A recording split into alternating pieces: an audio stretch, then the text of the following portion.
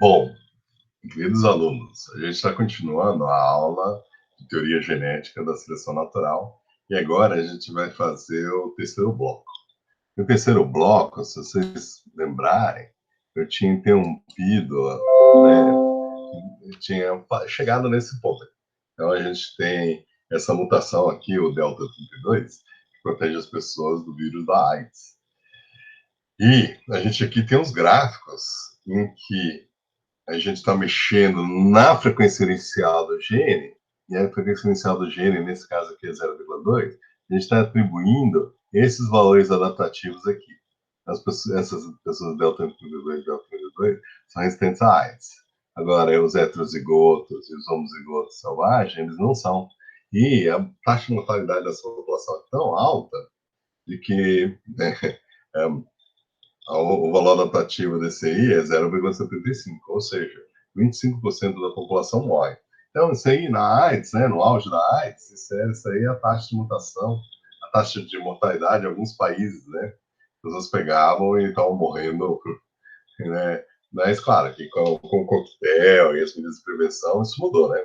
Só que a taxa de mortalidade é uma taxa estupendamente alta, né? Acho que nem nos piores lugares onde teve AIDS, da pandemia, né? A, a doença foi assim tão grave.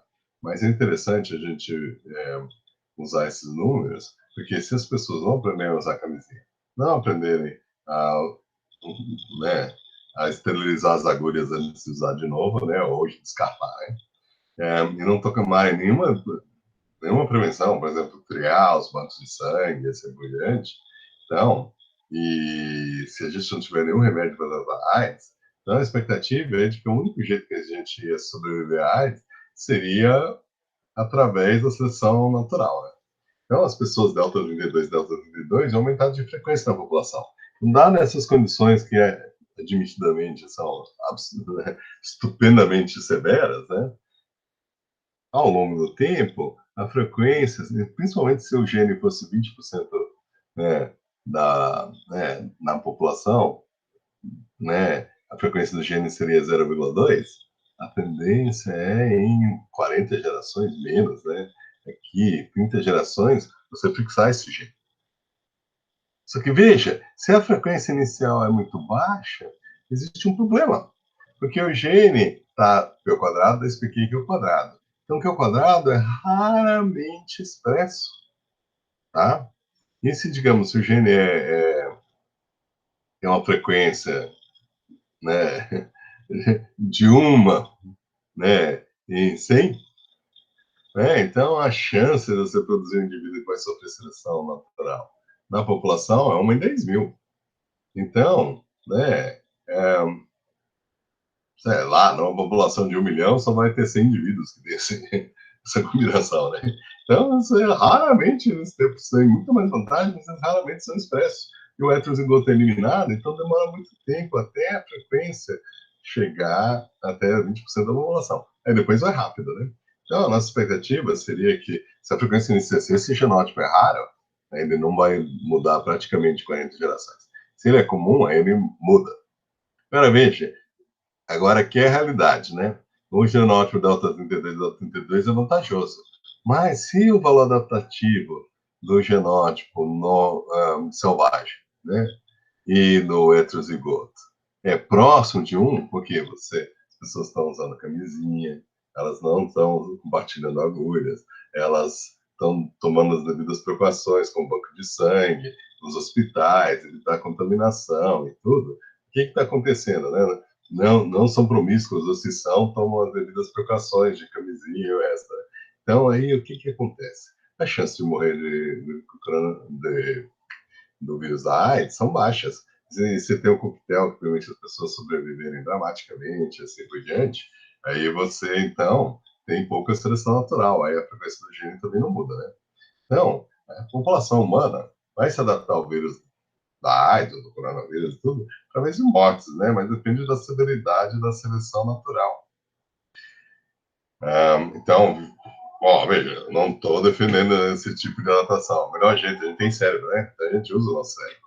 Então, a gente usa o nosso cérebro para criar vacinas e tratamentos, né?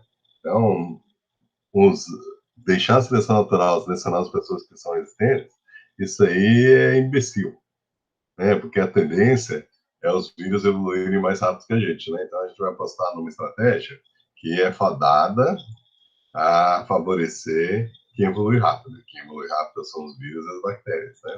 Então, não. É melhor a gente usar o nosso cérebro, porque a gente não tenta vencer um tigre com as unhas e dentes. Ah, mas se a gente fizer isso, um dia a gente vai ter pessoas que têm dentes e garras suficientes para matar tigre na boca. Não, a gente usa uma ferramenta, a gente usa uma lança, a gente usa um rifle de alta precisão. Então, veja, nós somos organismos que evoluímos um cérebro para fazer ferramentas para lidar com os problemas. Então, esperar a gente se adaptar às doenças é um caminho que demora muito e a gente está brincando de roleta russa. Porque ao invés da gente vencer o vírus, talvez o vírus vença a gente. Então é muito melhor a gente usar ferramentas, porque essa é a nossa zona adaptativa. A gente usa ferramentas como vacinas, remédios, antibióticos, antibióticos, assim por diante, para resolver os problemas, né? A gente não tenta acabar com a nossa mão e fica com uma mão que limpar. A gente faz uma pá. A gente não tenta quebrar pedra com a mão. A gente usa uma marreta. E a gente não tenta vencer a doença através só da nossa sistema imune. A gente usa ferramentas para aumentar a nossa chance de sobrevivência. Porque essa é a nossa zona adaptativa, usar ferramentas. Tá? Então, vacinas são uma ferramenta.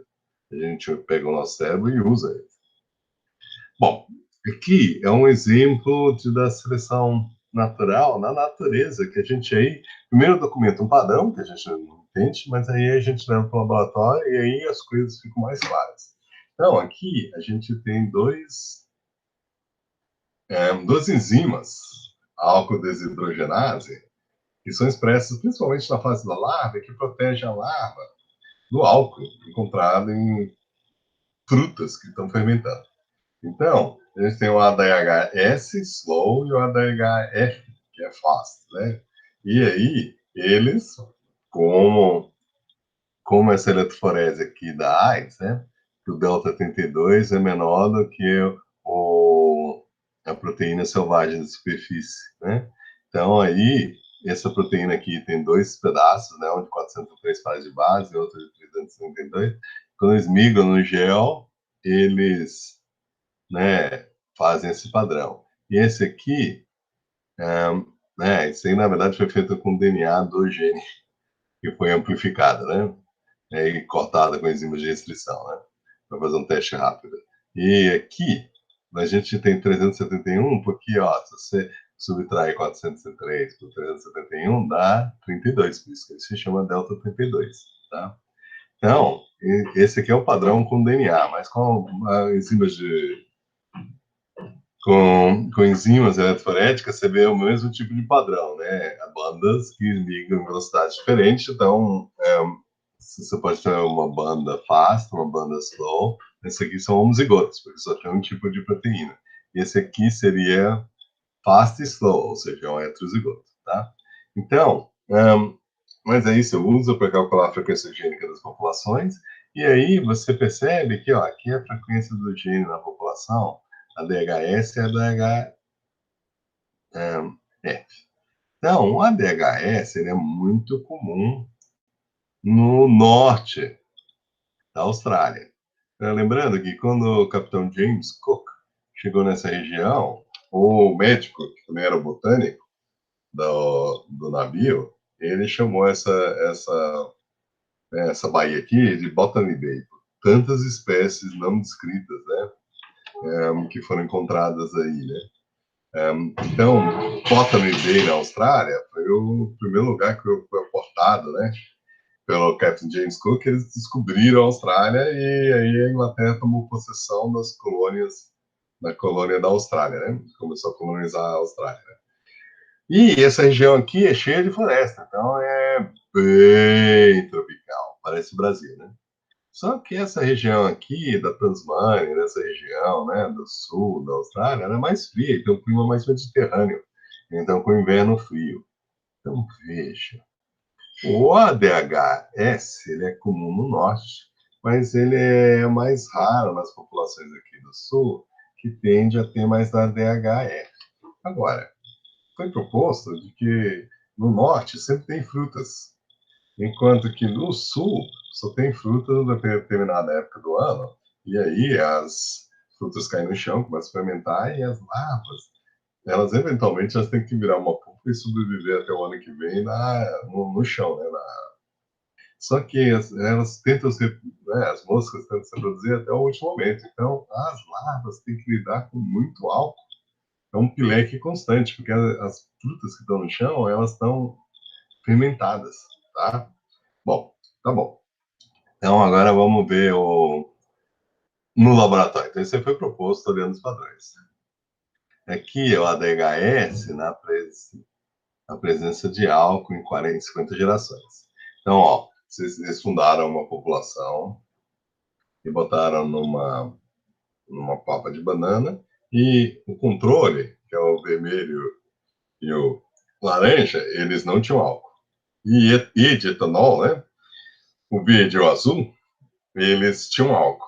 Então, veja, a frequência do gene, ela varia, né? Por causa da genética, só que ele fica variando para cima e para baixo, mas por volta do valor original, que era 0,6, 0,7, mais ou menos, né? Agora, uns que tinha álcool na papinha, a frequência do gene ADHS cai. Isso aí explica por que essas populações aqui têm muito azul. Porque parte do ano é vantajoso você ser resistente ao álcool. Mas claro, que provavelmente tem alguma vantagem na outra enzima, que é por isso que ela é comum em lugares onde não precisa lidar com tanto álcool assim, né? Talvez ela mais rápida ou mais eficiente, o que seja. Isso aqui ela não consegue lidar com grandes quantidades de álcool, né? Então, sem álcool, a frequência delas é alta, né, na população, né,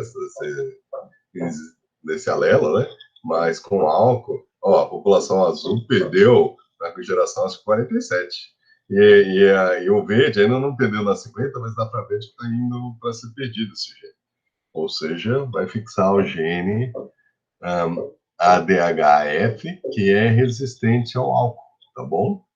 Então, isso é seleção natural, a gente encontra muitos exemplos na natureza, se a gente procura, tá? Agora, o exemplo mais famoso, mais chumba, mais de todos, é o do Biston betulária. Inclusive, os criacionistas, então, têm atacado sem parar, né? Porque é um exemplo tão claro, tão famoso, tão rala a cara da pessoa na evidência, e os criacionistas têm atacado com gosto.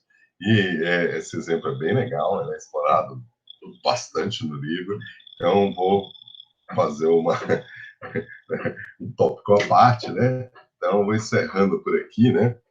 Então, e aí a gente em breve continua. Então, não quero a gravação.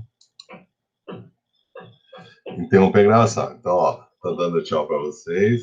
E na próxima, né, na terceiro, desculpa, no quarto episódio, a gente continua falando sobre a gente continua falando sobre Biston betulária, a mariposa sarapintada.